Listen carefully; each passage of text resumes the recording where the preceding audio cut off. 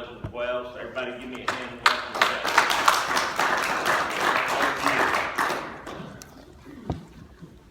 All right. Who doesn't love having an auditor show up? Okay, good morning, everybody. Thank you so much. My name is Jason Roberts. I've been an inspector for a while. I've inspected a few of your plants, and I'm going to say it's a calling. I really enjoy my job. Okay? So a little bit about my background. I owned and operated Cedar Canyon Bottled Water in Portland, Oregon, actually in Forest Grove, just outside of Portland, for 13 years with my father, Gary Roberts. And we were a full HOD company. Sold it in 2008 to a competitor. Started my own consulting and inspection business. I've been doing IBWA audits for 5 years, and I'm certified in HACCP and BRC in 2012, and again HACCP and SQF lead auditor in 2015. SQF, I think, is a great way to go for the future, especially if you're a larger company. It forces you to stay in compliance in a good way. I wonder if my photos, we're having some communication issues between my stuff and here. I hope my photos come up. I thought a lot about how I was going to present on this topic, and so what I thought I'd do is take you through a day of the inspector's shoes, from the minute we show up to the minute we leave, what we're thinking about, and how you can help make the audit go quicker, more efficient, and some of the things you can do to frustrate an auditor. So, on the show. When I show up, and I can tell right now, my photos aren't going to show up. I apologize. I'll put in some physical animations to make it all happen. Yes, ma'am. Do you want to take a second and switch to yours? No, that's okay. Okay. The photos aren't very important. That's okay. Thank you, though.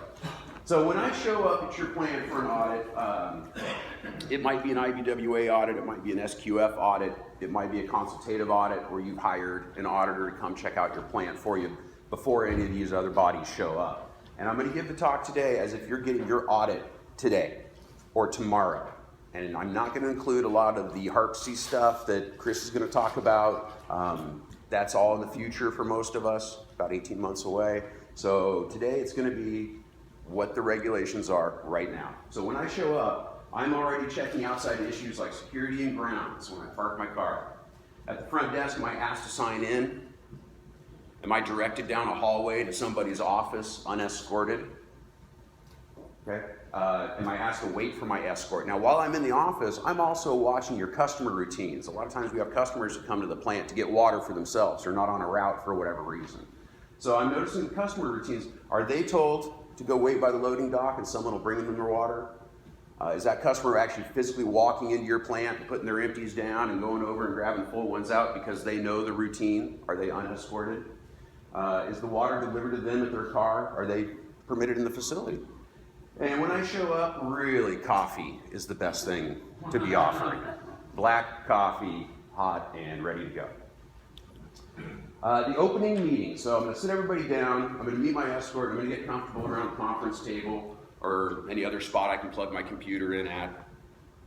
I'm going to take notes on people in attendance, their titles and responsibilities, who my company escort is. I like to exchange business cards at this point. And I'm going to lay out the process and the timeline for your audit. I'm going to go through your HACCP, number one. I'm going to do the physical walkthrough, I'm going to do the paperwork verification, and the closing meeting. So those are really the 4 points. I'm going to review your HACCP. I'm going to do the physical walkthrough of your plant. We're going to come back to wherever my little workstation is. I'm going to do all your paperwork verification, and then the closing meeting to let you know what the results were. Now, if we work through lunch, I can usually be done by 2 to 3 p.m. depending on site-specific factors. Is lunch ethical to take from the client? Absolutely. I'm hungry. Okay, and that's not going to really affect your score at all. This is actually something we talk about in auditor school. In June, I have auditor boot camp. And so once a year, Eagle, one of the companies I work for, gets all their auditors together and puts us through a 3-day boot camp. And they teach us all the new regulations, all the new stuff that's pertinent to us, recertify us. We go through a bunch of training. And that's something we talk about. Is it ethical to take lunch when you're on an audit? And yes, it is. I do need to see actual production happening to have the chance to interview employees. I don't schedule the walkthrough at lunchtime. So I like to see actual production happening. If I show up for your audit and there's no production happening, that raises a little bit of a red flag for me. Usually you know I'm coming. In a few instances there's unannounced audits, but usually you've got a 48-hour notice that your auditor is coming, through this way, not through your state or your feds. I need to interview your employees just to ask them some simple questions. But the main thing is I want to see your process at work. If I go through your HACCP and it tells me one thing, I want to be able to look out on the plant line and see people actually doing what it says in your HACCP. And if you're not running production that day, I can't. Now, if you're a smaller company and you say, well, we only run production on Thursdays and Fridays, and you're here on a Tuesday, okay, I'm going to verify that through your paperwork and we can work with that. But I really do like to interview the employees just for some simple questions. I'll ask to see your company's food safety plan. Is it neat and tidy, or is it a hunt and search mission? And that's the number one question. It used to be, let me see your HACCP plan. But now with the changing stuff coming around the corner, it's let me see your food safety plan, and it'll include quite a bit of meat in there. I once had, actually it was NCSI called me up one day and said, Jason, why do some of your audits take 5 hours and some of your audits take 9 hours? We don't understand. And I said, well, number one, it kind of depends on the size of the company. It depends on how many HACCP plans they have. But what it really depends on is how well situated the company is to receive me as the auditor. Again, if I say, show me your class policy, and you say, oh, well, that's in a file over in John's office, I'll go get that. I mean, it can just turn into an all-day hunt and peck mission. That's one of the things that can really slow the process. So I recommend, having everything in that food safety plan that the auditor is going to be asking for, even if it's SOP checklists that you usually don't keep in there. Just put everything you can with your supporting documents in that food safety plan. It should include at a minimum your HACCP, a security plan, a recall plan, employee handbook, SOPs, and supporting paperwork for your operation. That'll be changing in the future. Chris has got to talk later on today about some of the HARP-C and the FSMA regulations that are coming up, and so that'll change. I'll ask to see a copy of your current CFRs, your Code of Federal Regulations. I don't expect you to read them every day. That's not, not feasible. But I want to know, are you up to date?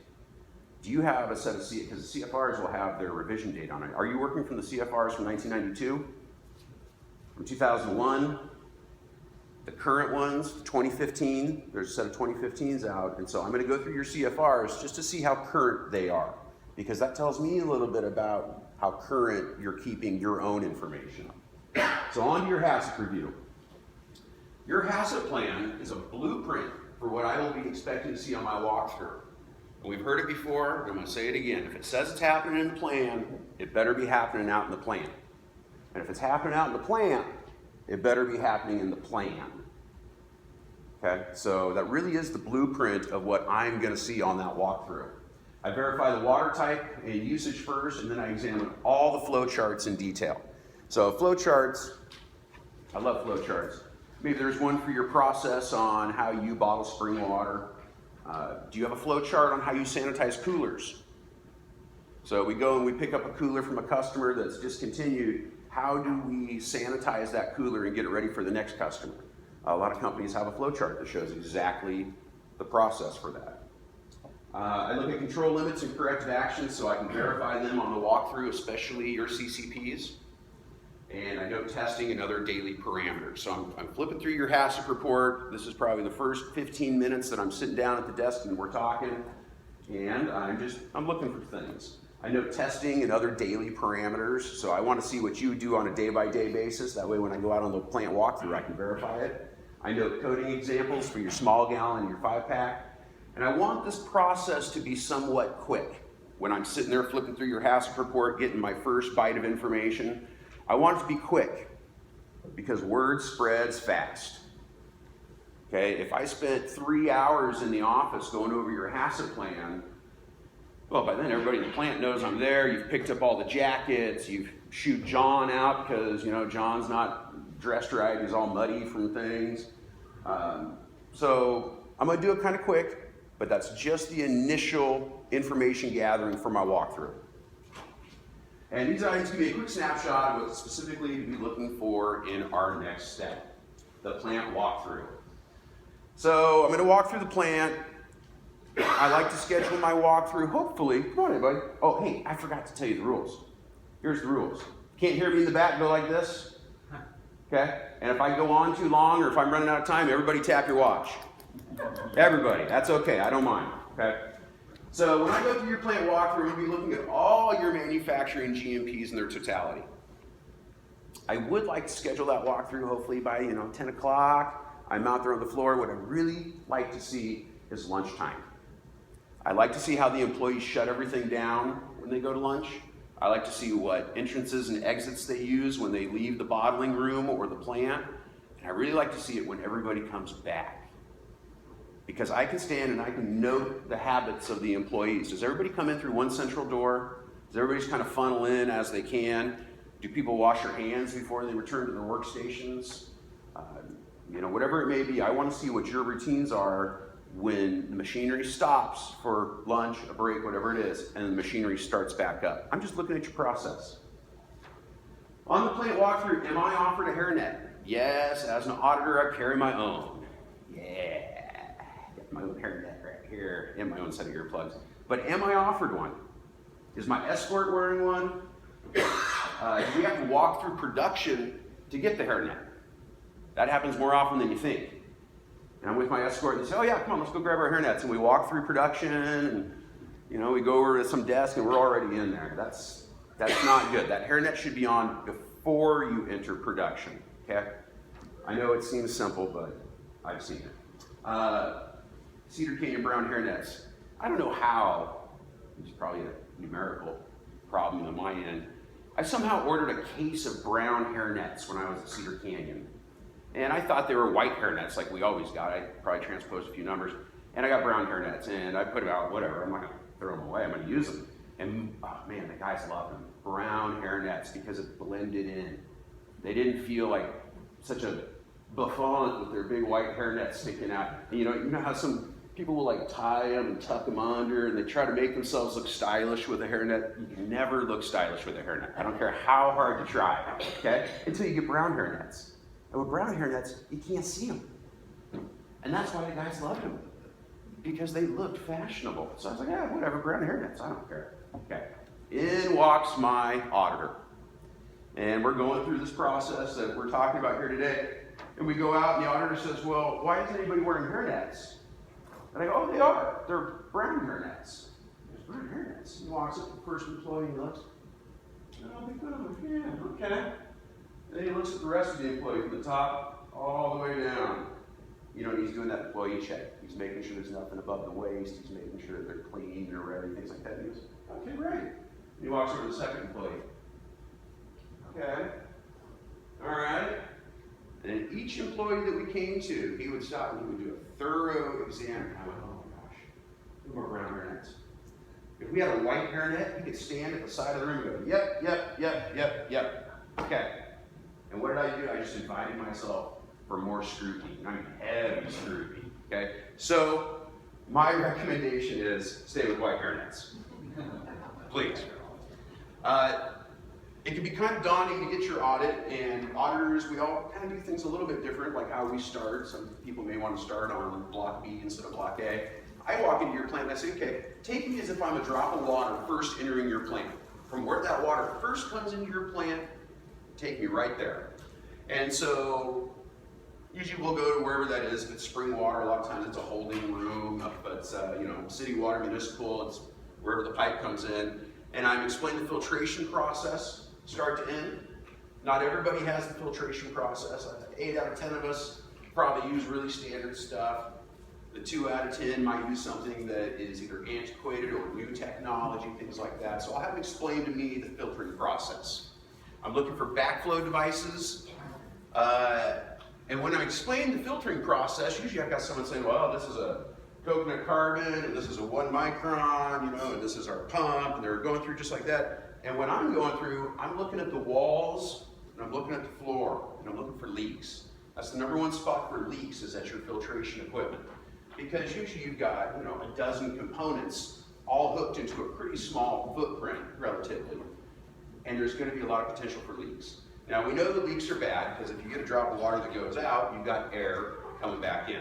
And if you stop the process, if you shut down for lunch and you've got a leak in a pipe somewhere, I'm talking pinhole leak. You shut down for lunch, all the pressure in the pipe drops, whatever it may be, air is being sucked back in. You shouldn't have a wet floor. I've been there. I know going, man, I've got a leak back there somewhere, but I'll deal with that when I have to. Okay, but even a small pinhole leak can be a problem. And that's what I'm looking for in your filtration area. Is the floor wet?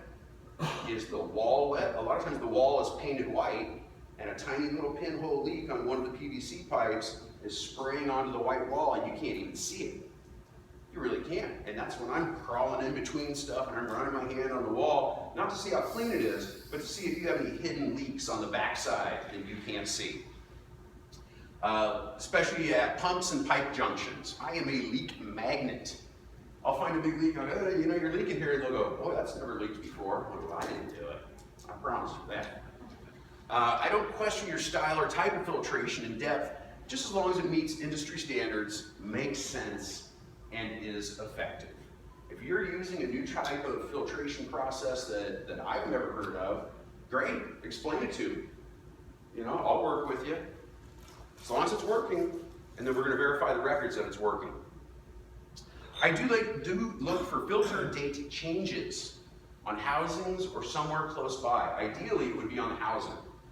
If you've got a 5 micron filter, I would love to see a little tag right on the side that says last filter change. You know, when was the last time you changed it? Was it 1 month ago, 6 months ago, 6 years ago? Do you have pressure regulators on either side of that filter to test for its effectiveness? Can you tell when your filter's getting plugged? Or do you just guess? No, I'm going to leave that up to you, but I would like to see some dates on that filter change.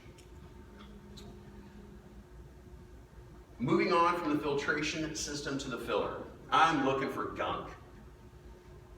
Gunk is a technical term. It's gunk.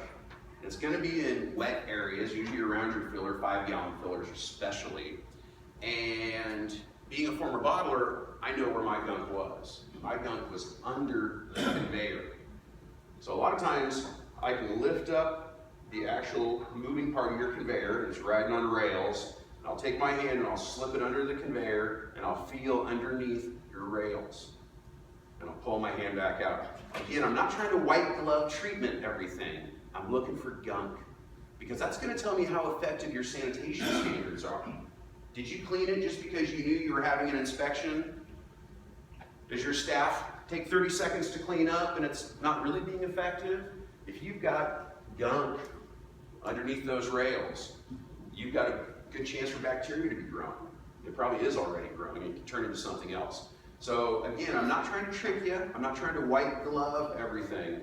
But I'm going to put my hands in certain areas, and I'm going to pull it out and see if I can find some hairballs. See if I can find some gunk, and that's usually in your wet processing areas. I'm making sure that all your GMPs are met for positive air pressure, self-closing doors, tight construction, sufficient lighting, ventilation, etc. Moving on from the filler, so I've seen your filtration, and now it's a drop of water. I've gone through the filtration process, and now I've gone into the filler.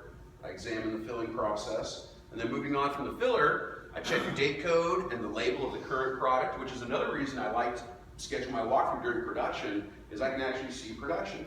I can look at the date code going on the bottle and say, does that match the format that was in their HACCP?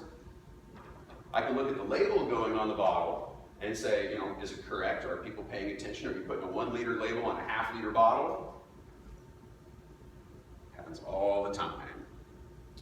I'm going to check your box coating, palletizing, and racking. I just need to see if I'm that drop of water beginning to end. Okay? I then go back and I examine your line tests. So if you check your ozone every hour, I call those line tests. Usually you've got somebody designated to take your line tests. And it's a clipboard or sheet of paper, and at 10 o'clock the ozone was this, and the pH was this, and the TDS was this. 11 o'clock, da-da-da-da-da. So those are your line tests. I find out who takes them and how often. Usually it's one designated person. I examine your test sheets for completeness, especially compared to what I just witnessed being produced. So if I just watched you produce a whole bunch of half-liter flat caps, and I look at your line tests, and it's 11 o'clock, and there's no ozone entry since 9, but your HACCP says you check the ozone every hour. I've already found a gap. Okay, so I'm going to be looking and comparing to make sure what's really happening, what's stated is happening is really happening. So I want to see completeness in those tests. I had a bottler call me a couple months ago now, and boy, she got hammered hard on an FDA audit, just in one particular area, and that was her weekly tests. And so she had a binder like we all do, where we keep hard copies of our weekly tests. And this FDA auditor, that happened to be that person's hot button. And he went through for the last 2 years and went through the weekly tests with his calendar and made sure that every week was accounted for. Every single week. And in 2 years, she had 2 gaps. And one was around Christmas time. It happens. And I remember what the other one was. She had 2 gaps in 2 years, and she got written up for not being on top of her weekly testing. And this is a woman that just prides herself on doing the right thing. She was beside herself. That's how it's getting. Okay, so please don't have any gaps in your testing records. This is where I start to question the employees, and it's not an inquisition. I'm just going to grab whatever. I'm with my escort, I'm in my hairnet, I'm watching people do things. To the test tech, I'm going to say, what should your ozone level be at? You would be surprised at how many test techs, however you want to say it, have no idea what ozone is. They know how to spell it, they know it's important, but they have no idea how it works. Okay? That's a red flag because that person doesn't know if it should be at 0.1 or 1.0. Okay, there's a huge difference between the two. So please, whoever's doing your testing, train them on what they're testing, why it's important, and what those parameters are. To the escort, I'm going to ask, what do you do with questionable product? So we've got a pallet of half-liter flat caps, and then somebody walks by and notices that the ozone machine is off. Why is that off? I don't know. Who turned it off? I don't know. Well, we just did a pallet of water. What do we do with that pallet of water? I got 60, 70 cases sitting on that pallet. So I'm going to ask my escort, what do you do with questionable product? Okay. Hopefully there's a hold area. That's what I'm looking for. The answer is we segregate it. We set it on the side, we consult with the relevant departments, and then we make a decision. You find out, oh, well, the ozone machine's been on for exactly 30 seconds. So when we ran that pallet, it's got plenty of ozone in it. Okay, perfect. You examine the problem, but when I say what do you do with questionable product, the really good answer is we put it on hold. Okay, we put it on hold, we examine it, we go through it with all relevant departments. To the line worker, maybe to the person actually at the filler. This is my favorite part. I go, what do you do if you notice a problem at the filler? I turn it off and I get the manager. Okay, great. What do you do if you see a problem here at the filler? Boss doesn't let me turn the machine off. So I flash the lights until somebody comes and gets me, finds out what the problem is. Get into the filler. So what do you do if you have a problem, any sort of problem? I let the guys on the other end take care of it because this machine can't turn off and I'm not approved for the touchpad, to turn it off. Okay, the person at the filler should have the power to stop. I mean, that's your business right there, is the water going in the bottle. So that person should have the power, and they should know that they have the power to stop and go ahead and fix whatever the problem is. If it's a bottle misalignment, that's something they can fix. On the 5-gallon line, I'm going to ask the 5-gallon loader, the person who's taking the caps off the empty bottles and putting them on the line, or maybe going through the decapping machine, and if you don't have an automatic sniffer, I'm going to say, what are you sniffing for? The bottle there, what are you sniffing for? I'm sniffing for, gas, Gatorade, urine, things that shouldn't be in there. Okay, good. If I say, what are you sniffing for? They go, no. Any off odors? Okay, that works. What do you do with bottles that smell contaminated? So I have a bottle that smells like gas. What do you do with that bottle? I'm going to ask that to the person who's actually sniffing it. What do you do with that bottle? I set it over here in the corner, and we've got a pile, and at the end of the day, we discard those bottles. Okay, great. Hopefully that's mentioned in your HACCP somewhere. or in your food safety plan. And then what do you do with those bad bottles? So we've got our 6 bottles after production, and these are our bad bottles. What do you do with those bottles? Do you try to save them? Do you bleach them? Are they too far gone? Do you destroy them? If you destroy them, how do you destroy them? Well, I put an X on the top with a Sharpie. All right, I'm going to tell you, somebody can take that X right off that. Sharpie's permanent, but it can come off. So the best way to destroy bottles is actually take a drill and just pop a hole in it. And that way that bottle can't hold water, no matter what. Okay, I've seen people go, well, we have bad bottles and we throw them in the dumpster out back. And then I'll go walk on my plant walkthrough outside and I'll see a dumpster full of bottles. And I think, you know what, that's pretty unsecure. Anybody can just walk up and take all your bottles and put them in their car and then decide what to do with it. Okay, so when we destroy a bottle, or when we have a bottle that needs to get out of rotation, it's best to permanently destroy it, okay? Don't mark it, actually physically destroy that bottle. I'm going to review your records. Expect to see soap concentrations, temperature readings, carryover testing, and production information. That carryover testing, I think, is pretty important. Some people have that listed as a CCP in their HACCP plan, and I'm going to leave that up to you. I'm not going to tell you where your CCPs are. But that carryover test, we're making sure that the sanitizer and the soap is rinsed out of the bottle before we fill it with our product. And one of the easiest carryover tests is just a little strip of pH paper. I mean, if you know that your rinse water is a 7.0 pH, and you grab a bottle out of the rinse right before it gets filled, and you take what's left in there and you put it over the pH paper and it comes out to 10.1. All right, well, we know that the inside of the bottle is not getting rinsed out. Okay, that's your carryover test. I'll ask to be shown how the 5-gallon machine is started up each day. I don't know about you, but I could start the 5-gallon process in my sleep. I mean, I knew exactly what to do. But what if I had a temporary worker? What if I had to call the temp company because I needed a worker that day? Do they know what to do? What if I'm not there? So I recommend you have a 5-gallon startup checklist. Actually, a production checklist to start up. In this case, it's specifically for 5 gallons.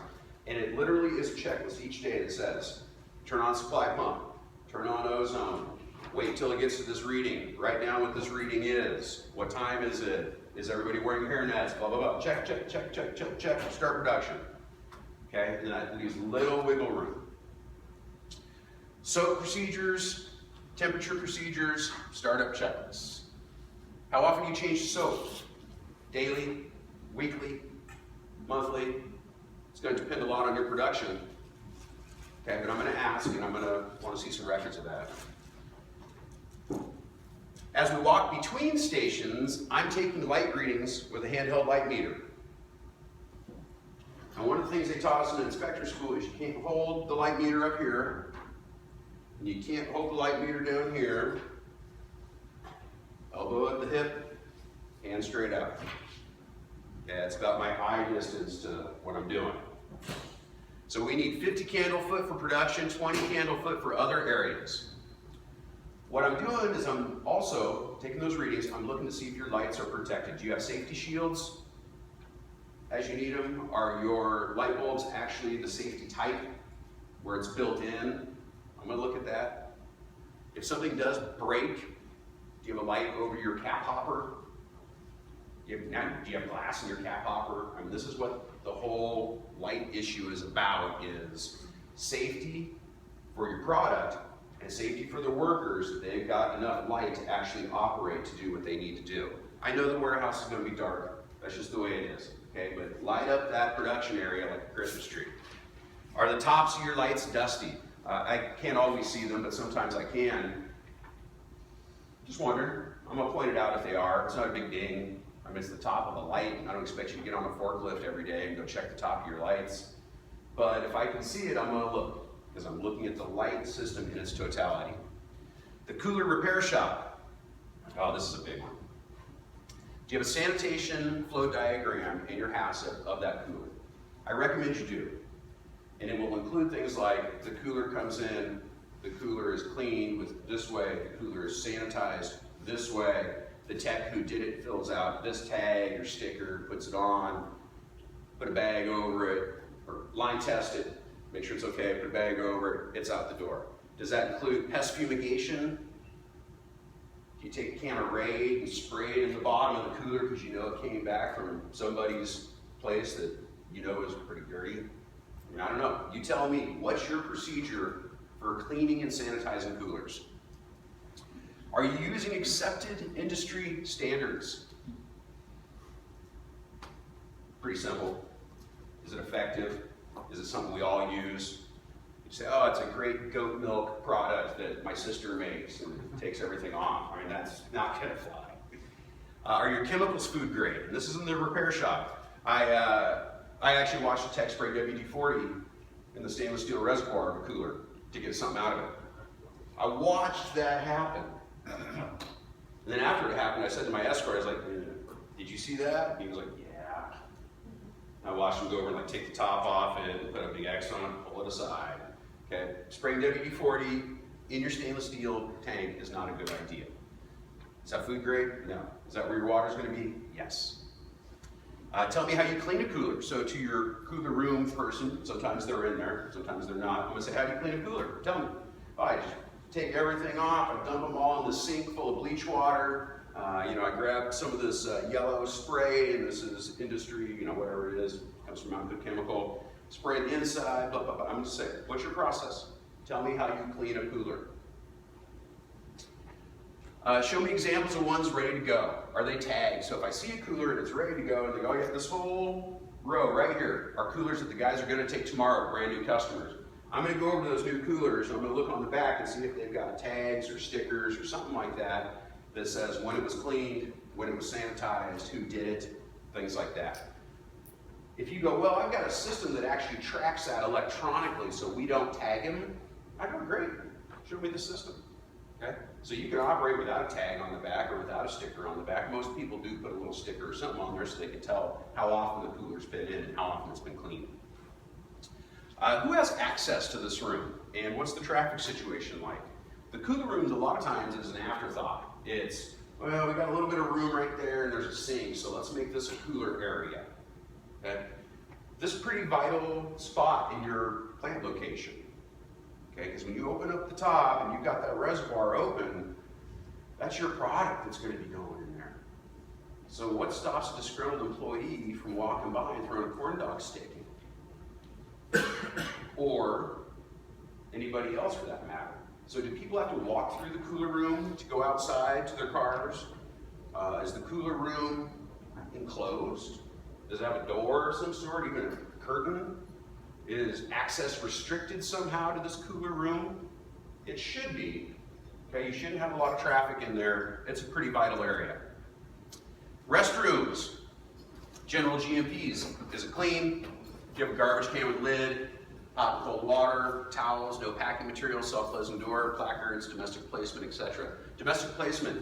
Does your restroom open into the production facility? Into like the bottling room? That's what it means. Usually no. I've seen one case where it was questionable. Okay, I think you can imagine why that segregation is required. I've also seen packing materials in the restrooms.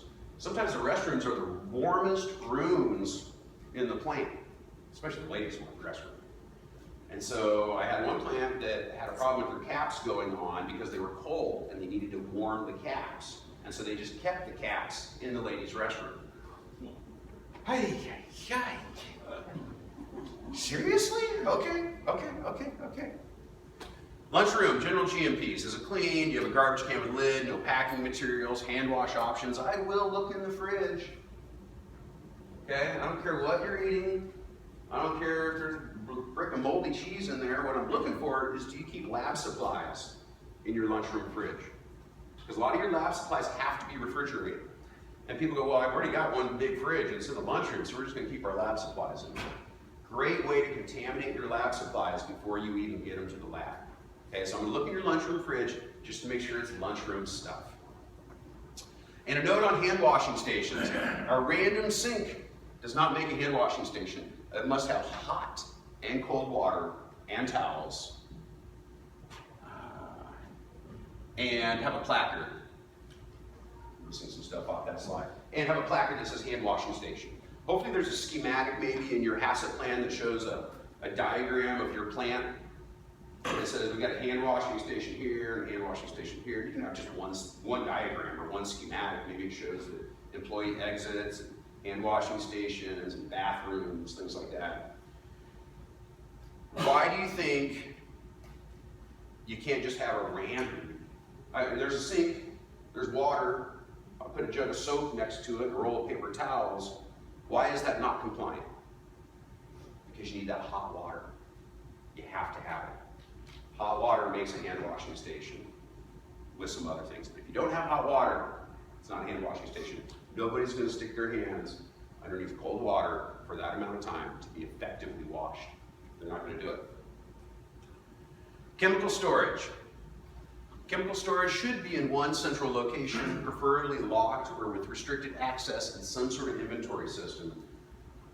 Some sort of inventory system. I'm going to leave that up to you to decide what that means. Some places have actually a checkout list on the outside of their chemical storage, and it says, 12, got in 55 gallons of Starbright from Old Dominion LTL.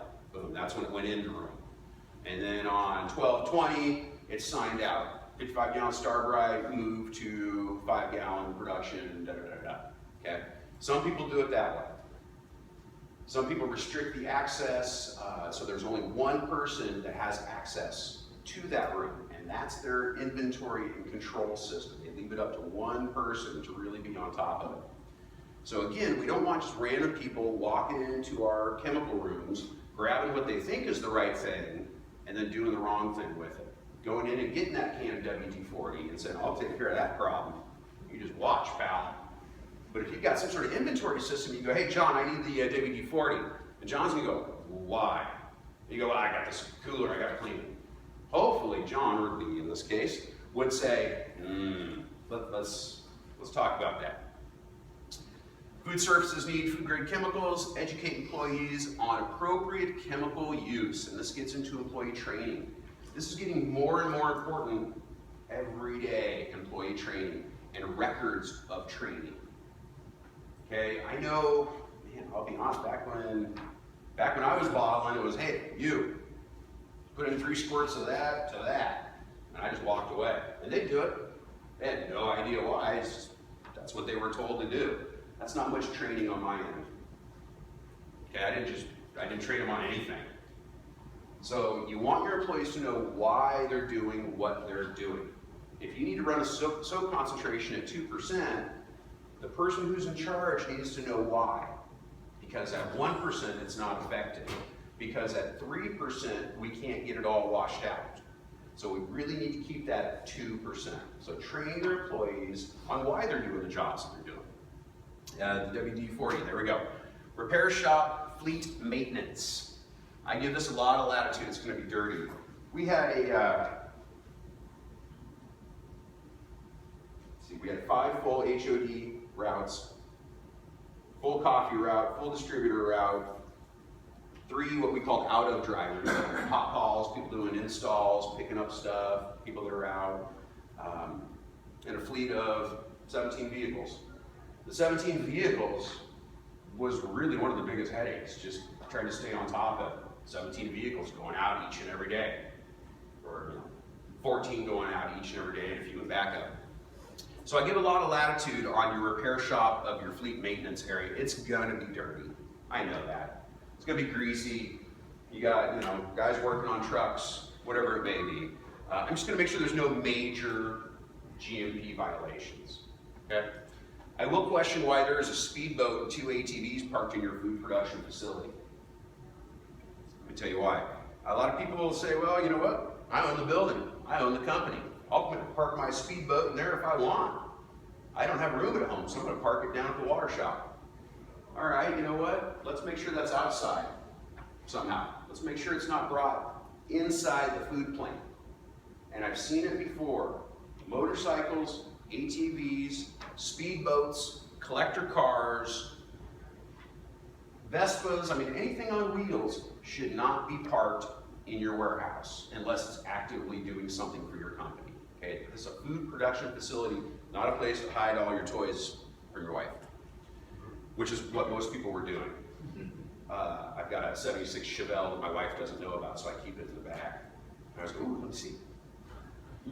All this time I'm assessing dust buildup as I walk around. Is it a one-off or is it systematic?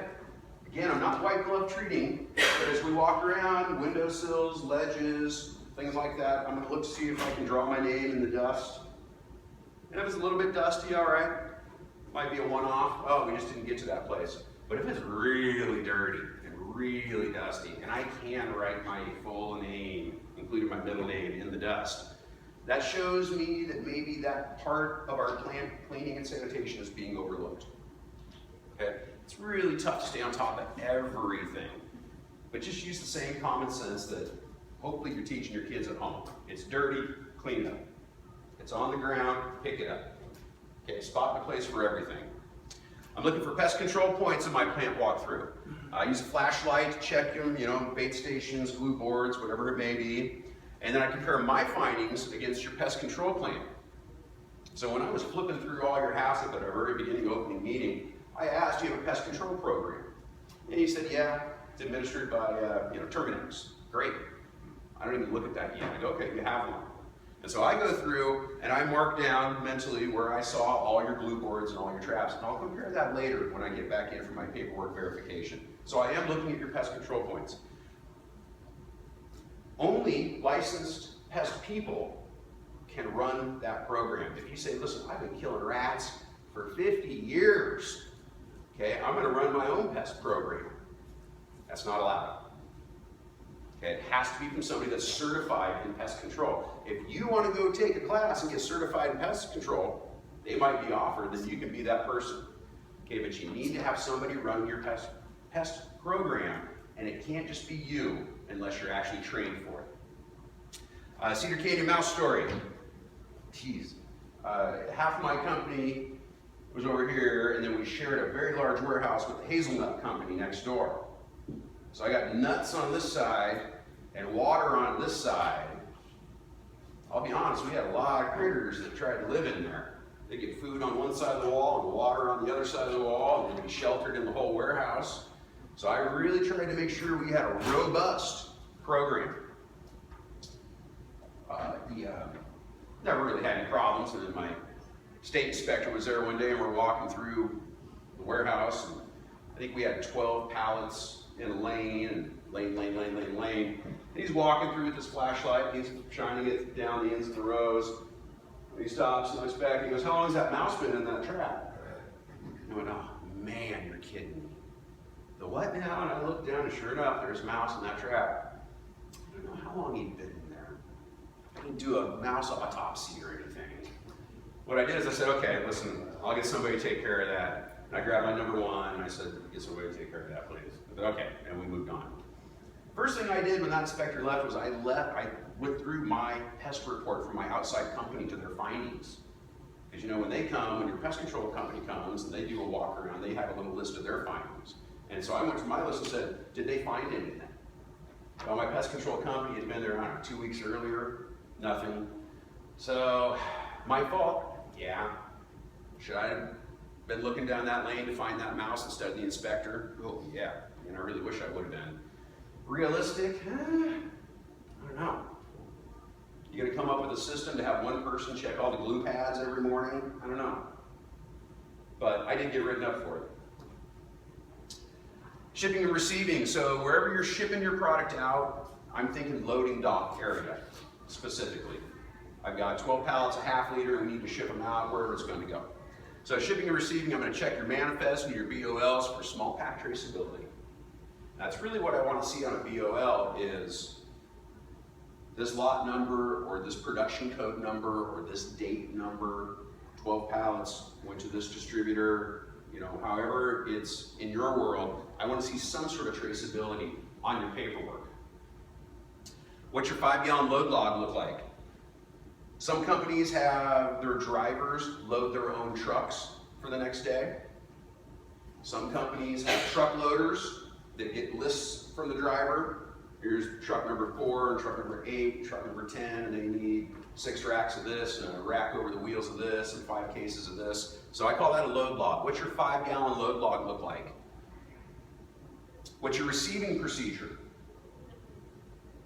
So here comes a truck and he rips open the top and he's got a load of bottles to give you and it smells like fish.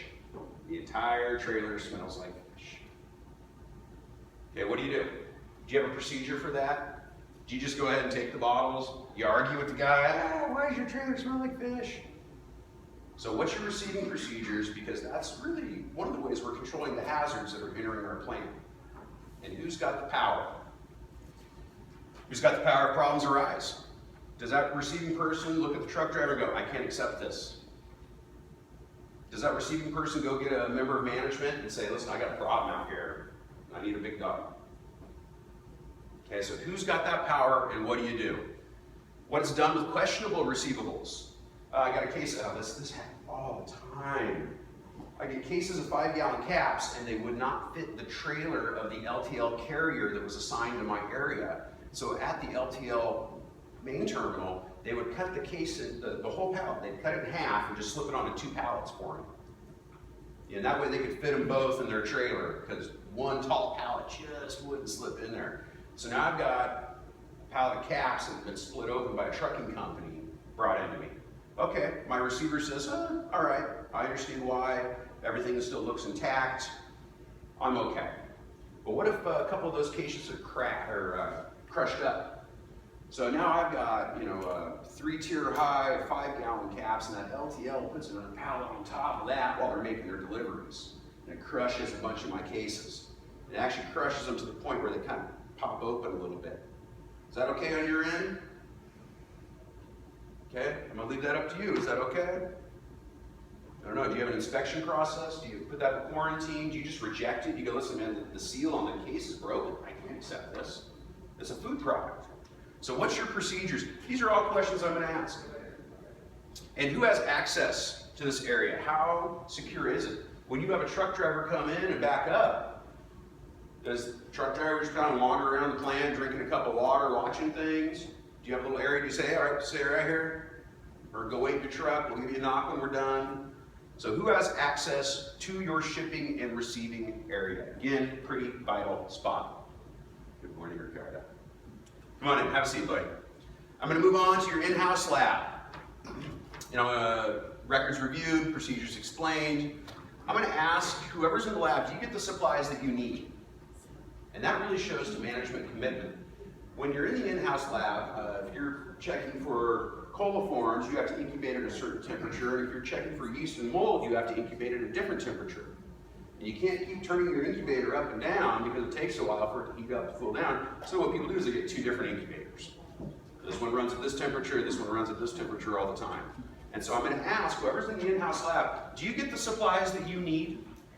Well, not really. I mean, I've been asking for a fill in the blank for a year and they just keep stonewalling me. Or, yep, unquestionably. So I'm going to ask, do you get the supplies you need? I'm going to ask questions like, what do you do if you get a positive coliform hit?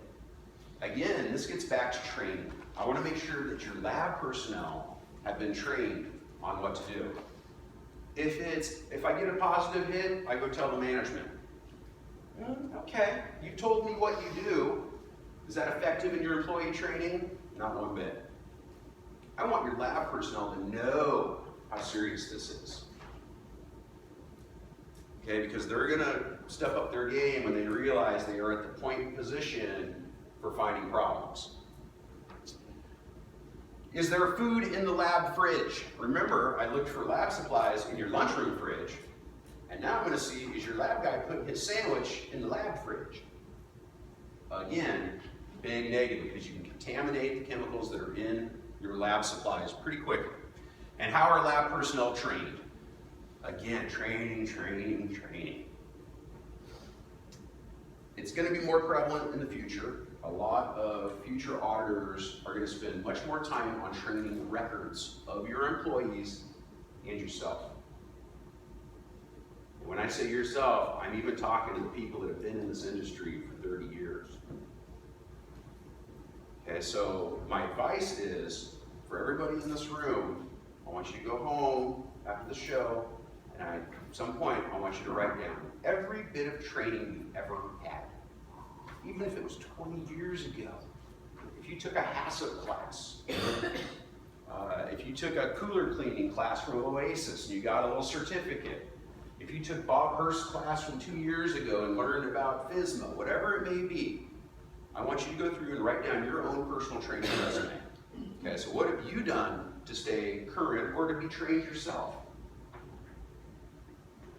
Okay, now let's go to the outside portion. I've kind of walked around, I've been that drop of water, I've seen your process, I've gone around the warehouse, I've looked at your lights, I've done the whole, seen if I can find gunk, I've interviewed the employees, I've talked to the lab personnel. Now let's go to the outside. I'm checking the grounds for conditions.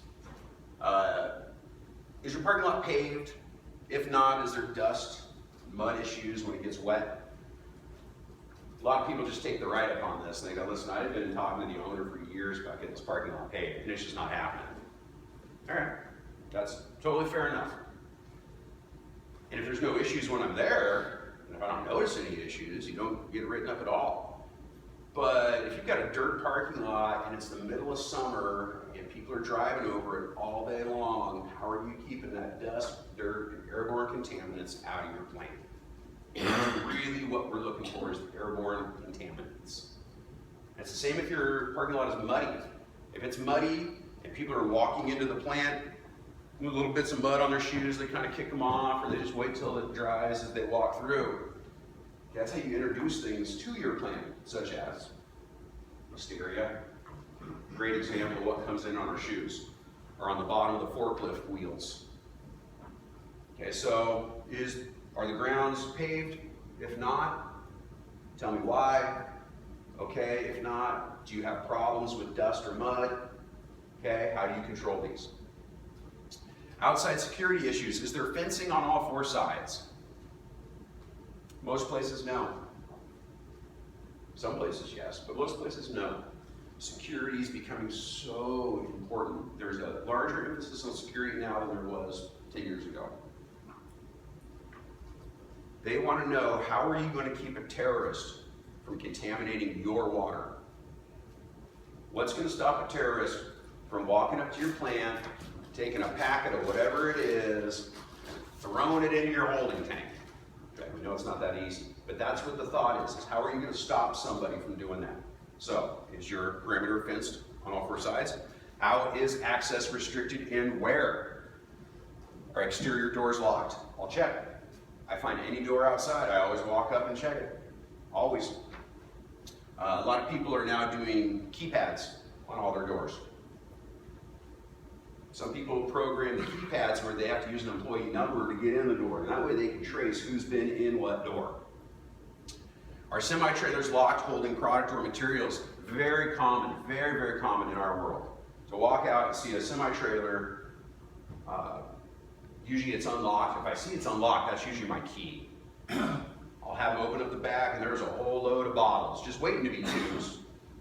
Okay, are you storing product outside of your production facility? And if you are, is that product locked? Is it secured? Who has access to that product? Can anybody just walk up and open up the doors? Are there CCTV cameras? And if there are, who's monitoring that and how often? We've got a monitor in the office, but nobody really looks at it. Boy, that's not much of a program. And if you monitor it after there's a problem, at least I guess you got an evidence trail. A lot of people say, oh, well, I can watch it on my phone. Well, I doubt you got your phone set up on your desk, at all times. I'm not saying you got to have a security station with somebody manning this full time. Okay, that's not what I mean. But if you have CCTV cameras, someone like me is going to ask, who's looking at these cameras? How often are you looking at these cameras? And are the cameras pointed in the right direction? Do you have a camera in an area that you really don't need it, where you should have one in this very sensitive area? Are open doors actively being used? Another common thing. Open up the side bay door, my forklift's going in and out, and I'm loading up a truck. Truck gets loaded, forklift driver goes in, doesn't close the door. And now that side door's open for an hour or 2, maybe all day. I got written up a lot for that one because our warehouse was so dark and kind of stuffy that I would open up our loading dock doors and another side door, and I'd get a great cross breeze coming through it. It just felt really good. But it was pointed out to me that my open doors were really a security risk. because I'm not watching who's sneaking in, who's doing what. So are open doors actively being used? And what's the access for customers versus employees versus vendors?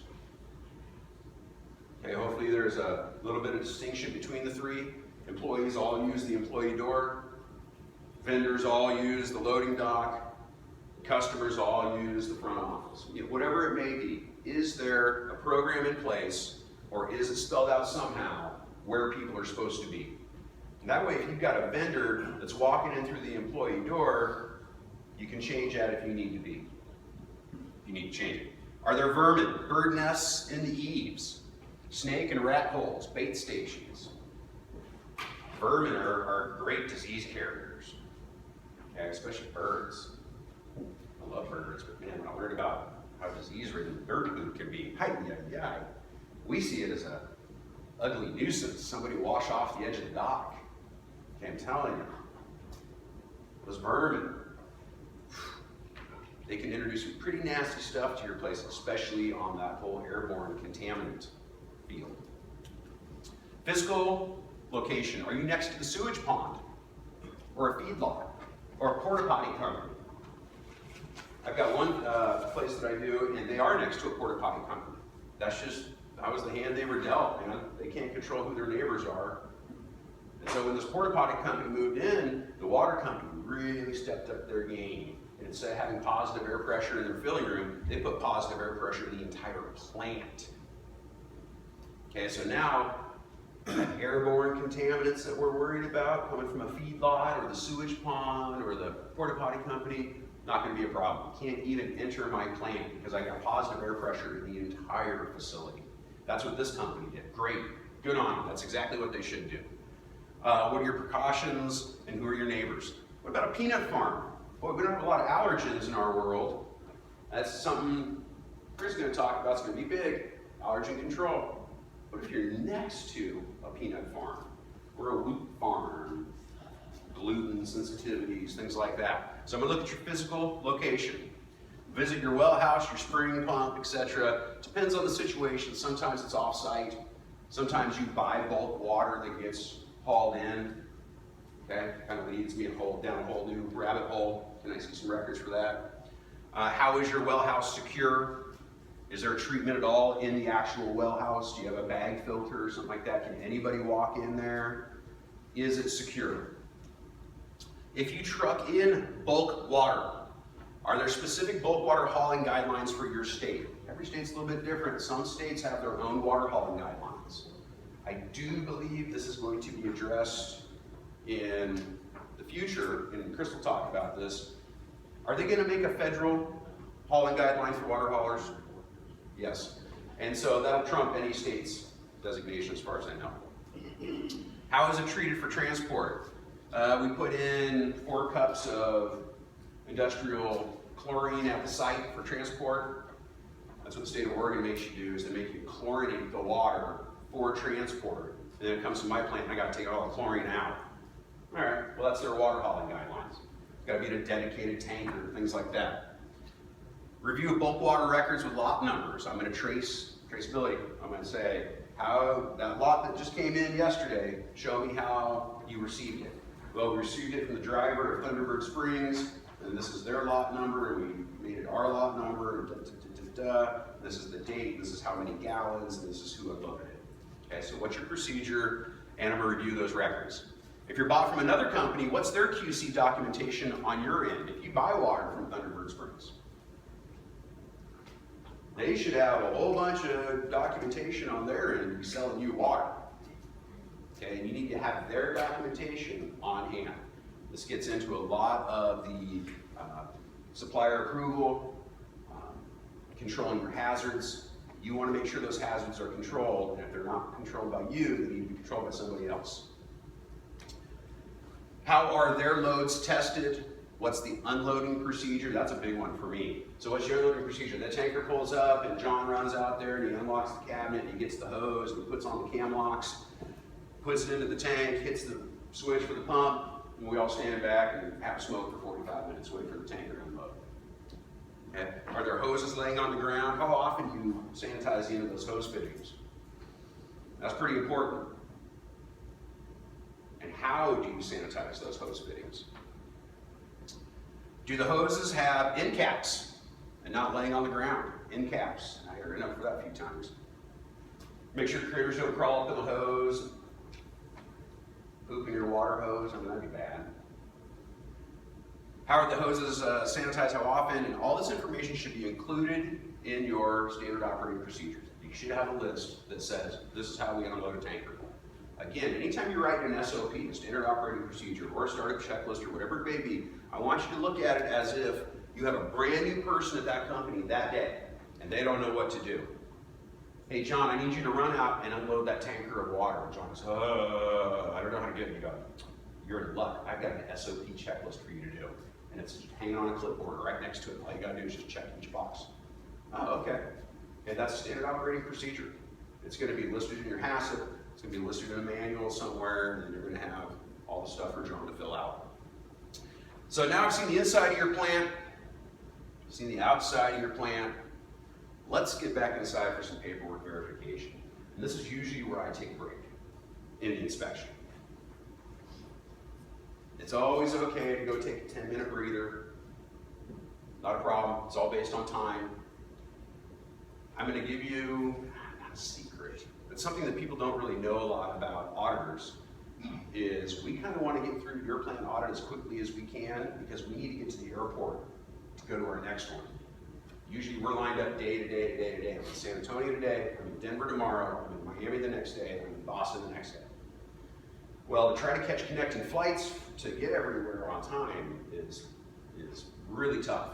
And so some auditors, they want to go as quickly as they can because they need to get out of there. Okay? So the paperwork verification can get kind of boring and intensive. And so this is where you should go, okay, let's take a 10, 15-minute break. You got stuff to go do, go take a breather. I'll go outside and check my phone, breathe some fresh air, return a few calls, whatever it may be. Paperwork verification. Head on back to the conference room and a fresh cup of coffee.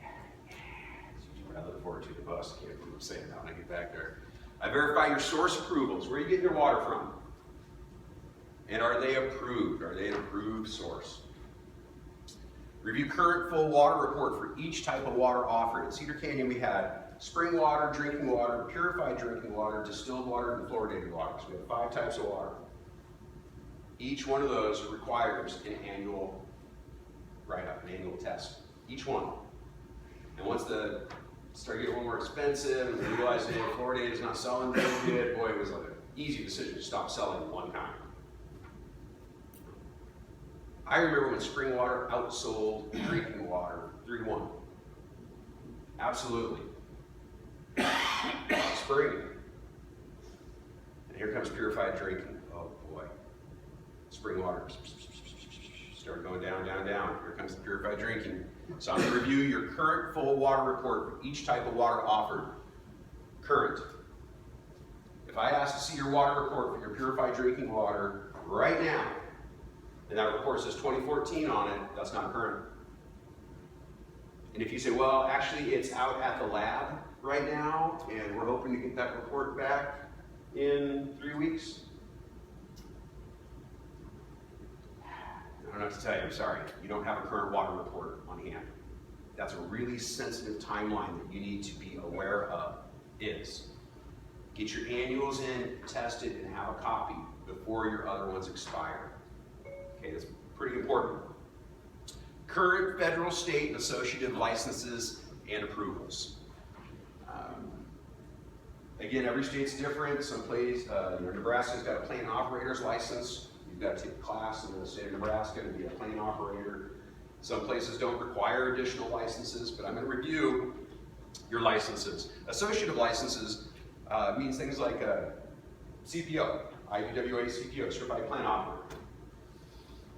I'm going to review your past production reports for traceability versus BOL. So again, when we're sitting in the office, I'm going to pick a random day and I'm going to say, all right, last Thursday, show me what you produced and show me what you shipped out.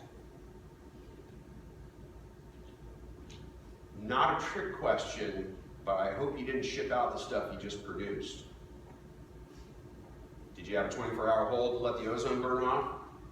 If you shipped out the stuff you just produced, how did you do a cold form test that takes 24 hours? You didn't. So I'm going to say, last Thursday, look at my calendar, the 12th, show me what you produced and show me what you shipped out. And usually go, all right, well, there's a production report. That's all I have is a production report for Thursday. Great.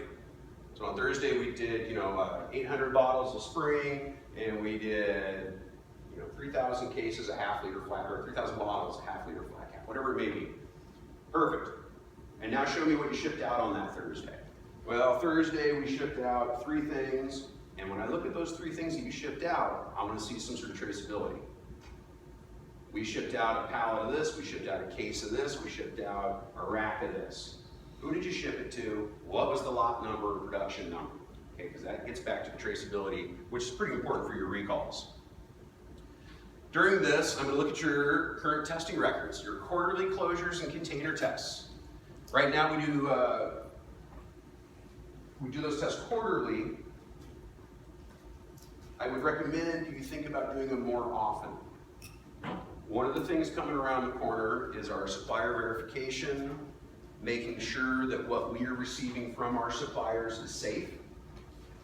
And one of the ways that we can assure that the caps and the bottles, the COA is great.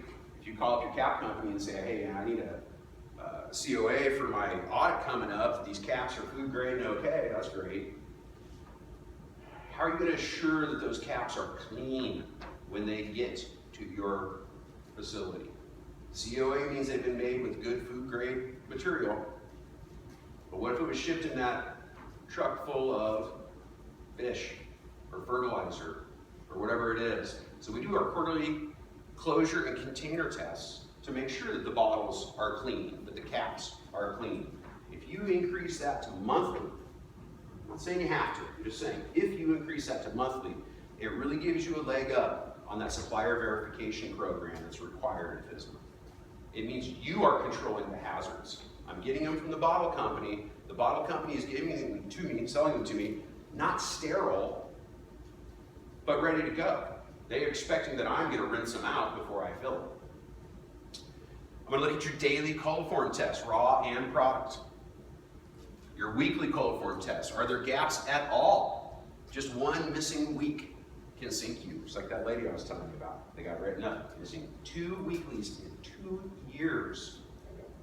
One missing week can sink you. SOPs, man, there are just so many SOPs that you could write for your company. And to be efficient, you can include a few different areas into one SOP. I'm going to leave it up to you. Startup shutdown checklist. What if you had a temp employee? I really think a checklist is so helpful. There's no wiggle room. It tells you exactly what to do. And from an auditor's perspective, I can come up and see that the right thing was done, at least on paper. And when there's no wiggle room, you've got less chance for error. Okay, so what's your startup checklist? What's your shutdown checklist? On our shutdown checklist, I actually have a little sanitation area. Spray the walls and the floors with the 200 ppm chlorine solution, spray quad over this area. I had a little sanitation checklist. And so we turn off the machine, hey, we're done for the night. Turn up the radio, turn off the machine, break out the mops and stuff. And I had one person going through at the end doing all the sanitizing. They check, sanitize. And that was for the shutdown. Discarding of defective containers, empty and full. I want to say one quick thing about that. Half-liter spoils, which means a half-liter bottle that's got the wrong label on it, or is a short fill, or something like that. What do you do with what we term spoils? Usually you throw it in a corner and it's employee water. They can take them home. They got the wrong color label on them, they got the wrong size label on them, they got the wrong color cap, it's a short fill, whatever the problem may be that you don't want to sell it to the customer, but you don't want to just chuck it in the garbage. What do you do with that bottle? 9 times out of 10, we set it aside for the employees, and that's employee water to take home. Let me tell you how that bit me in the butt that I wasn't even expecting. So I had a hotel account. We did small pack water too, had a couple thousand customers, and we had a hotel that I don't want to name, and we did their water. And this hotel had 5 different labels. It was the same label, but each label was a different color. One was red, one was blue, one was yellow, one was orange, one was green. And so they would order it, they'd say, well, we want 10 cases of green, and 10 cases of red, and 10 cases of yellow, but I only need 3 cases of blue. And boy, as a small pack person, you know how that's just like, I can't do that. I'm gonna be sitting on the label change machine all day. Well, it was a pretty important account, pretty big. It was a feather in our cap to have. So we did it. I said, okay, no problem. Okay. So in my company, when we had spoils, we set them all aside, had a designated area, and if anybody wanted water, take it home. You just went over here and you grabbed a case and took it home with you. So I'm out traveling around one day, and I stopped into my local bodega. I'm sure if you guys know what a bodega is, a little Hispanic mini market. And I walk in there, and I walk by the water section, and there's the hotel water for sale in the bodega. Blue, red, yellow, short fills, wrong caps, everything. I froze, man. I just froze. And I found the guy who was running the place. I said, where'd you get that water? He goes, oh, I buy it from Juan. Oh, man. I got like 3 Juans. I got 41 people. I got 3 Juans. Sure enough, under my nose, one of the guys had been going over and taking the spoils water and selling it outside, putting extra money in his pocket. Okay, whose fault is that? It's my fault, because I wasn't controlling that.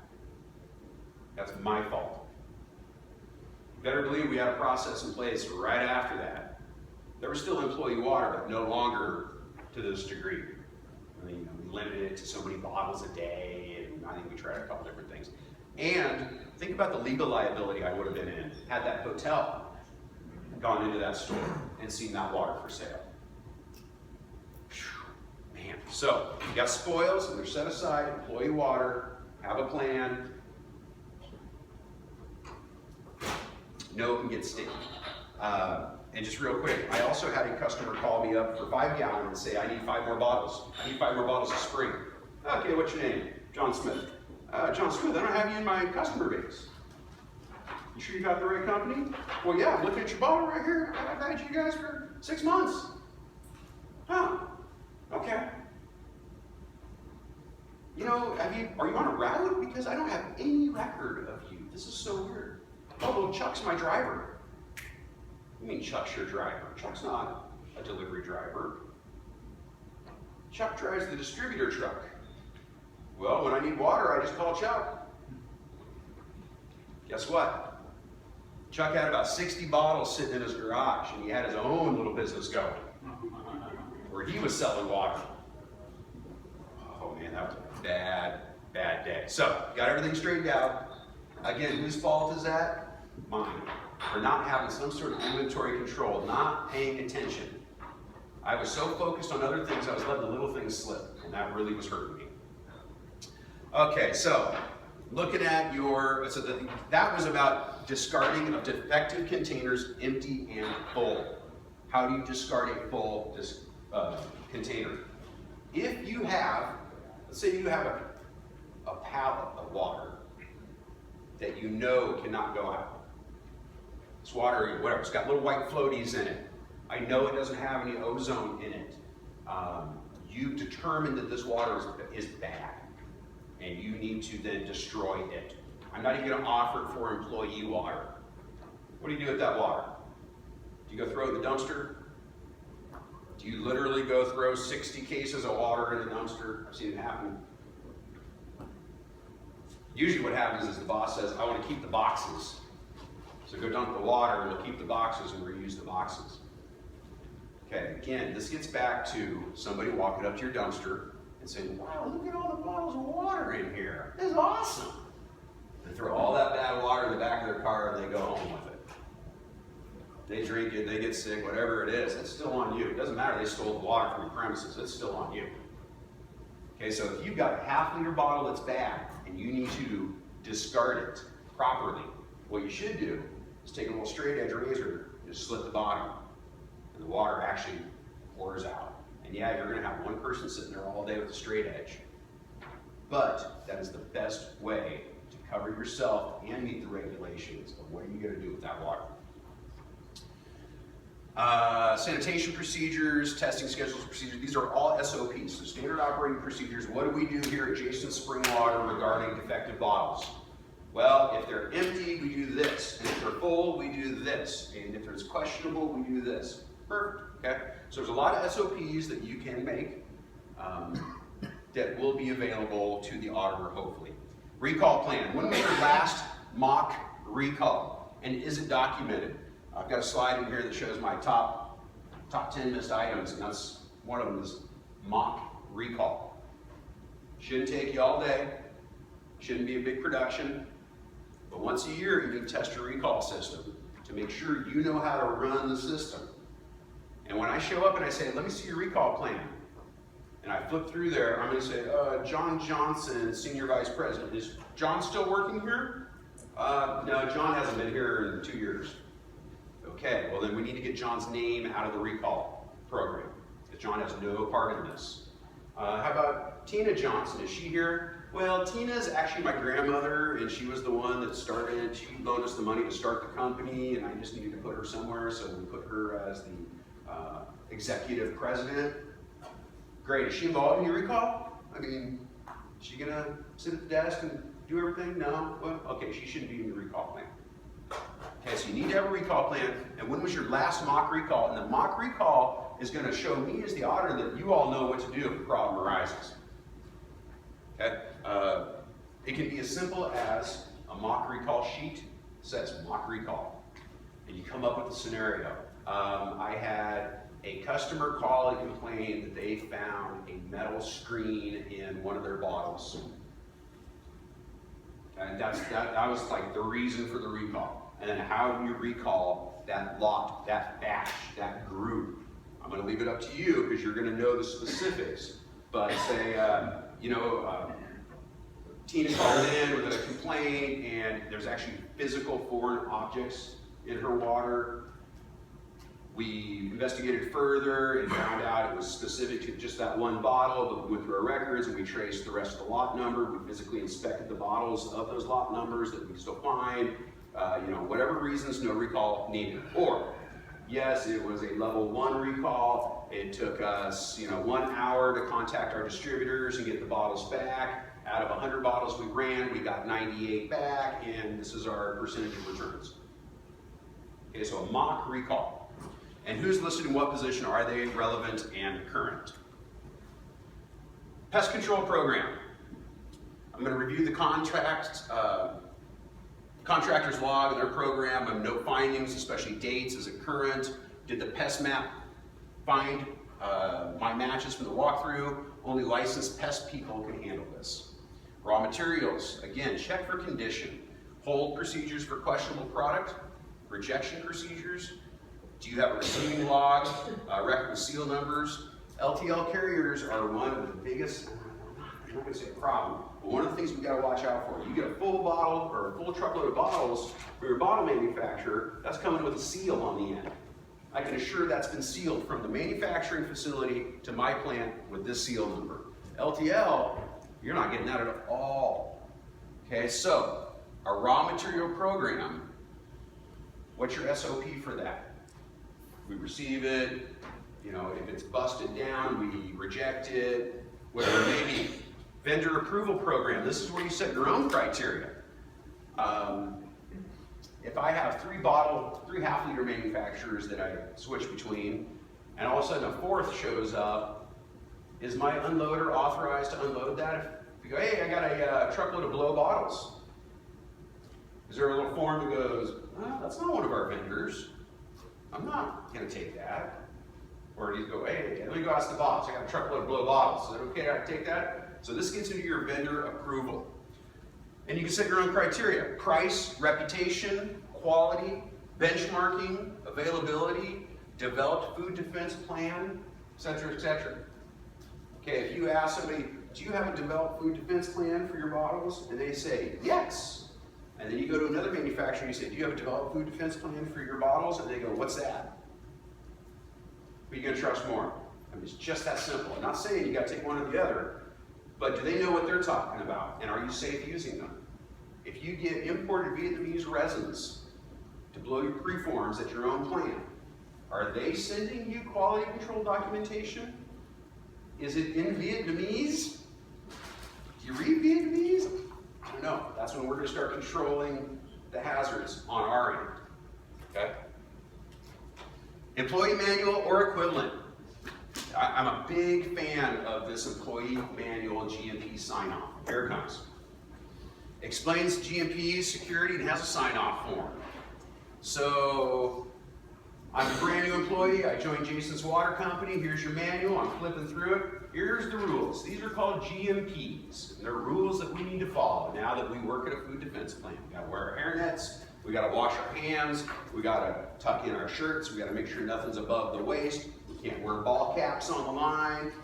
Your GMP rules. The employee reads it, okay. And there's a sign-off page on the back that says, I, Jason Roberts, have read the GMP rules for Jason's Spring Water Company and agree to abide by them. They sign the back, you rip it out, put it in their file. They have just signed off on the GMPs. There's no, oh, I didn't know I was supposed to do that. Oh, I didn't know that was really important. I mean, they know. And it really helps you spread your message. You can put whatever you want in that manual. And have it, you say, you know what, you need to celebrate my birthday like I'm the King of England every year. Okay, I'll sign off on that. Okay, but that's training on their end, and you're conveying your expectations on your end. Your employee manual or equivalent explicitly mentions something about not coming to work when you're sick. That's also on my top 10 missed items. Do you have a sheet of paper that says, don't come to work when you're sick? I know I didn't. Boy, if I had that sheet of paper, everybody would be calling in sick. Like, oh, you told me not to come in to work when I'm sick, Okay. Chipotle. Remember the big Chipotle mess that's been going on for the last year? He never did find the root cause. Chipotle, that's a multinational conglomerate. FDA sent in an army of inspectors.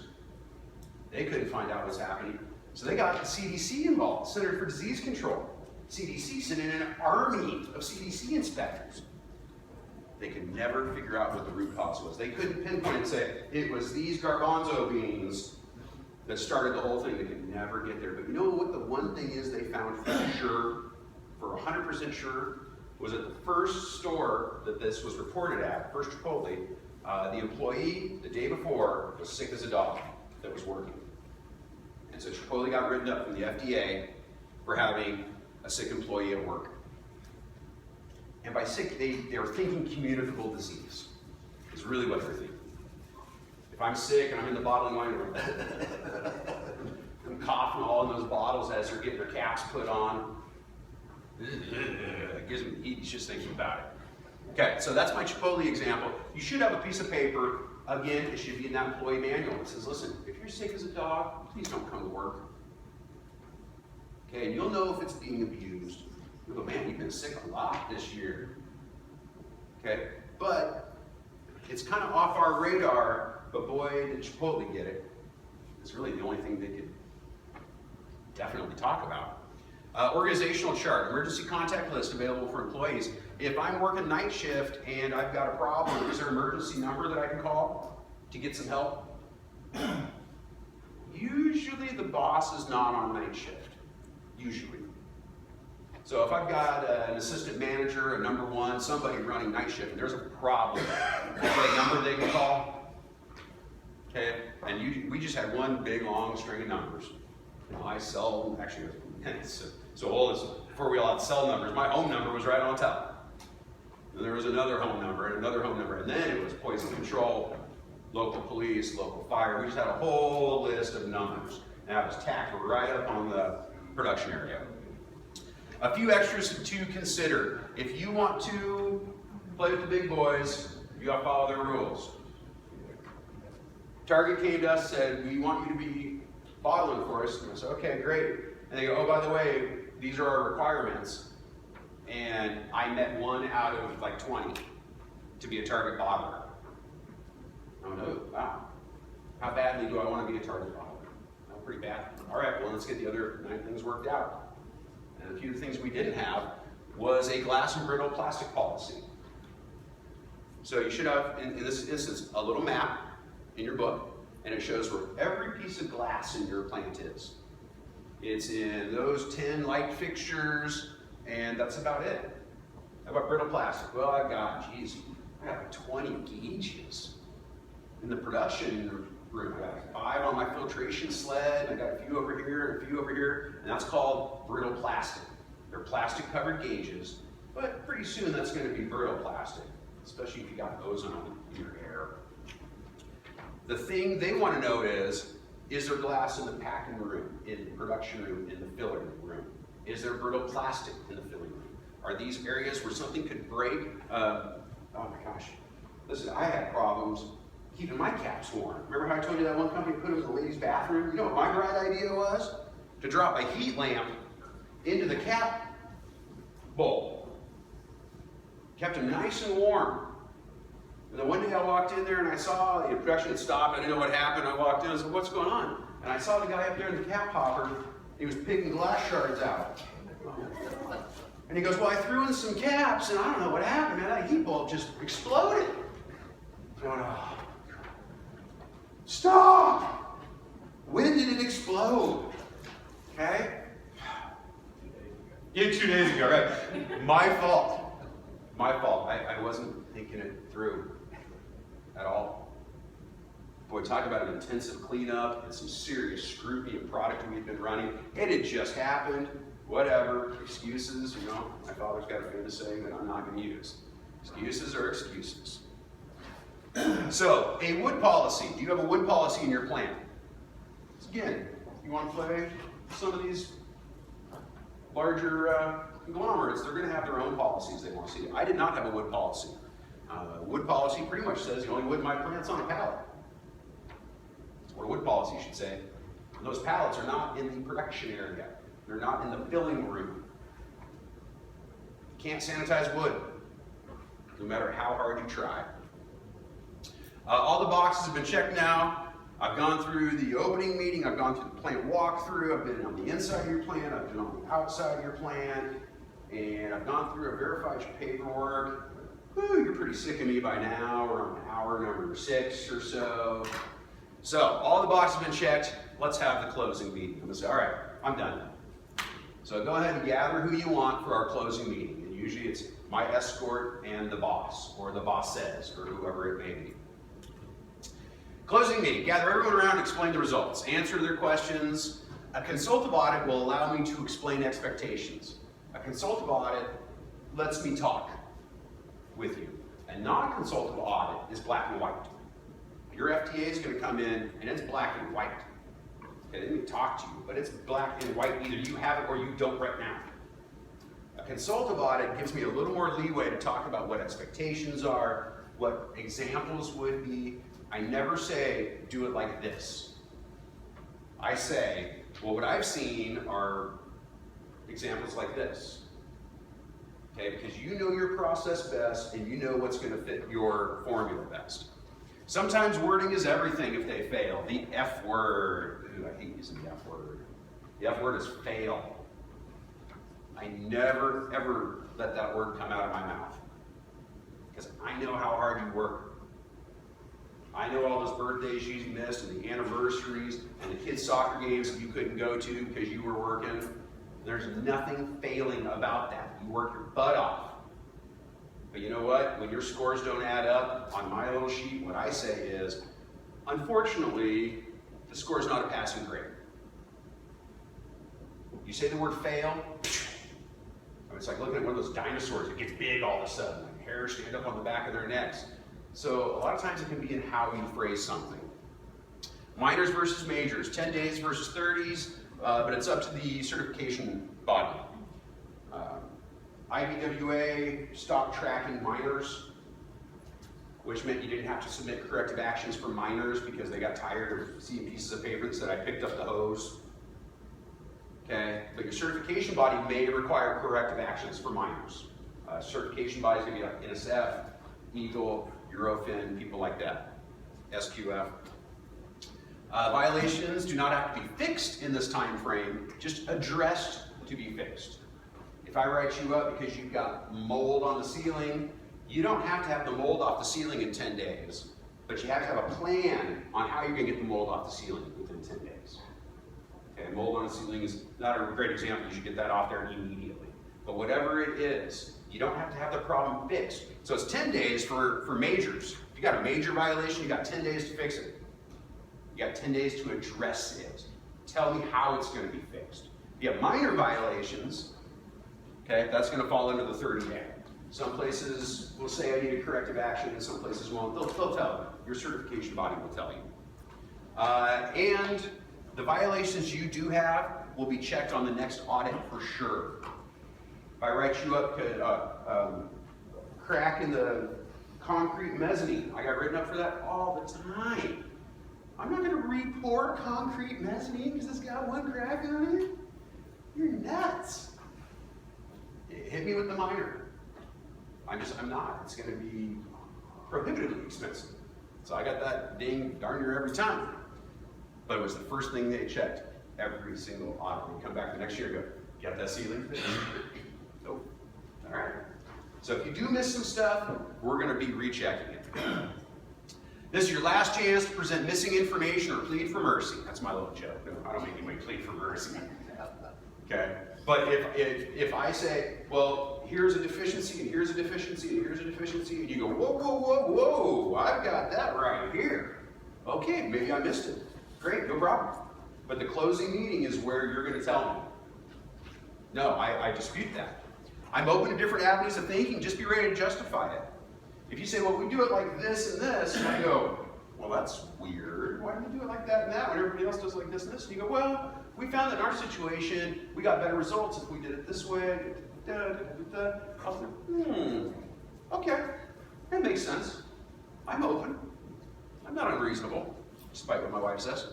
I email a copy of the audit and corrective action form to the client while I'm there. So I sit at the desk.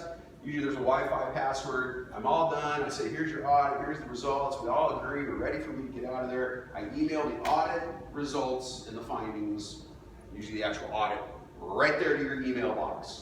And I make sure that you can see them, read them, print them out if you want. But I want to make sure there's a copy in your hand so when I leave, you've got something to look at. And let me tell you, I used to hang our audit findings in the lunchroom, and I would highlight things we missed. And then I would write a little piece of paper and I'd say, things we missed.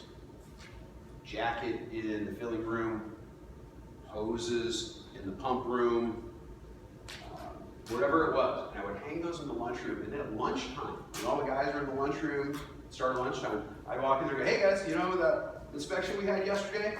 Here's the findings, right here.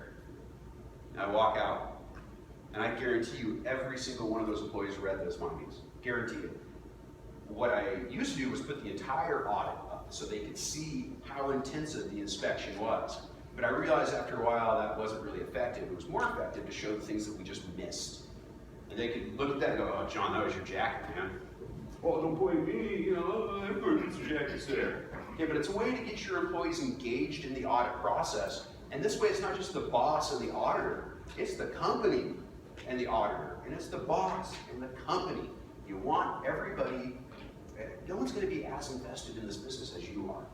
You can't expect them to be, but you want them to be as invested as you can get them to be. And one of the ways to do that is to point out what we just got dinged for, because they've got pride in their work too, usually. Okay, so don't be afraid. The actual audit's over. Let's get to the airport and do it again tomorrow. Woo! Okay. Don't be afraid of your auditor. I always like to say, auditors, we're there to help. I want to find out all of your issues before the FDA does. I want to help you make sure that you are in compliance with all the little check boxes before your state auditor shows up. And if you can pass something like an IBWA audit or an SQF audit, if you can pass those, you will have no problem at all passing a federal audit. At all. Okay, so we don't want a contentious relationship, but I really am there to help. So open up. Don't stretch the truth. Don't do a bunch of smoke and mirrors.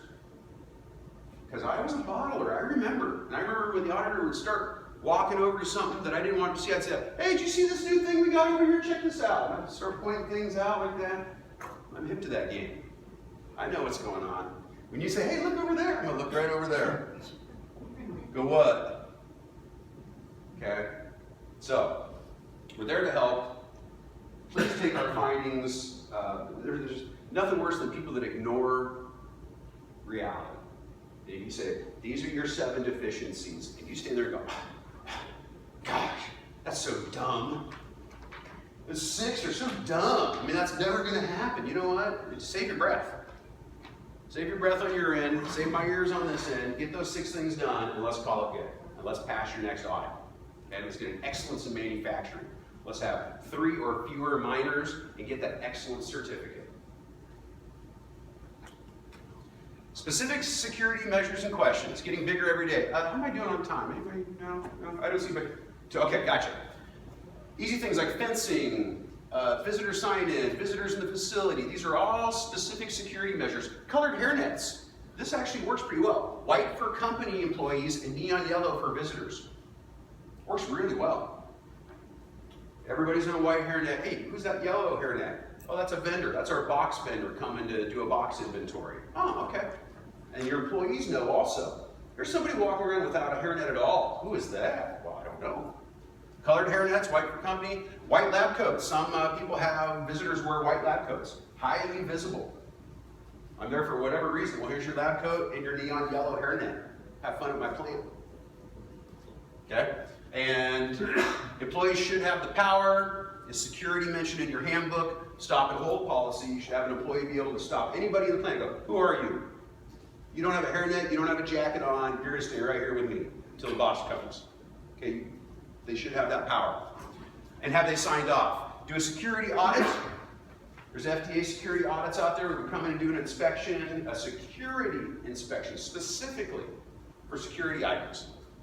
Background checks on new hires are recommended. I understand that's probably not going to happen.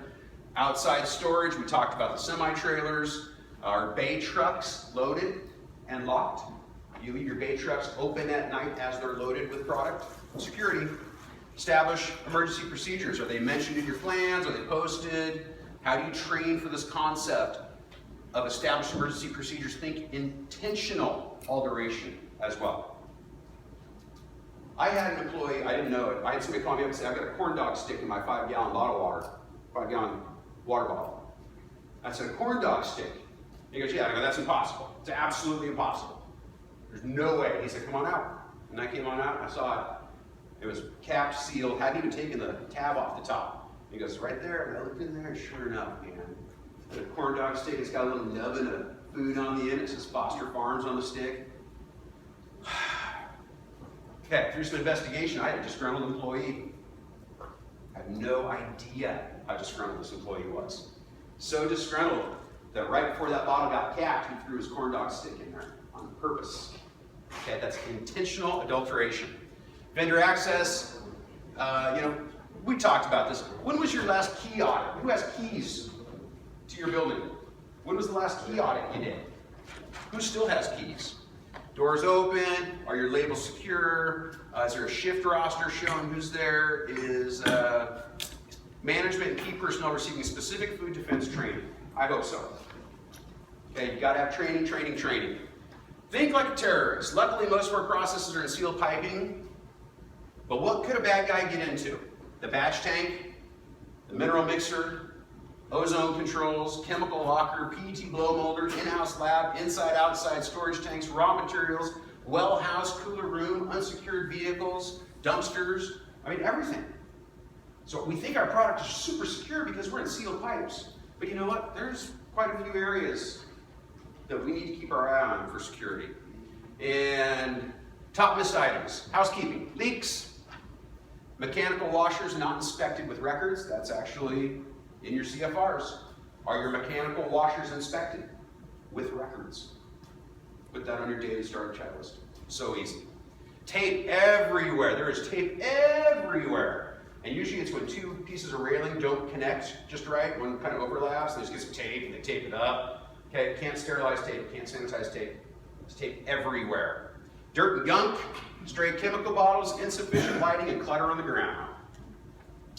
On the HACCP end, the top missed items are no or little employee training documentation, records not reviewed and signed off by review officials. If you have important records, they should have two signatures on them. The signature of whoever did it and the signature of the manager that has oversight of it. Whichever boss, you have two signatures on them. No quality assurance SOP, no mock recall, no sanitation. Okay, that's it for me. I realize now, didn't really need those pictures. They weren't very helpful to begin with. If I could leave you with one final tidbit, it's think about your training and the training of the employees, but also of yourself. People want to know that whoever's making their bottled water is knowledgeable. Okay, so go home after the show and write down your own training resume. Include everything you've ever done. Don't stop training. Okay, questions? Anybody? Y'all got a good score on your audits. Excellency manufacturing. And how are we doing on time? Good. Right there? Okay, perfect. Could you email the slides? Absolutely, yes. If you want a copy of these slides, drop a card to me. I'll be at the trade show tonight, and I'll be happy to send it along. Okay? All right, folks. You're gonna get the slides when it's everybody after the show. Perfect. Okay, perfect. You'll get them automatically. All right, that's it for me. Thank you so much.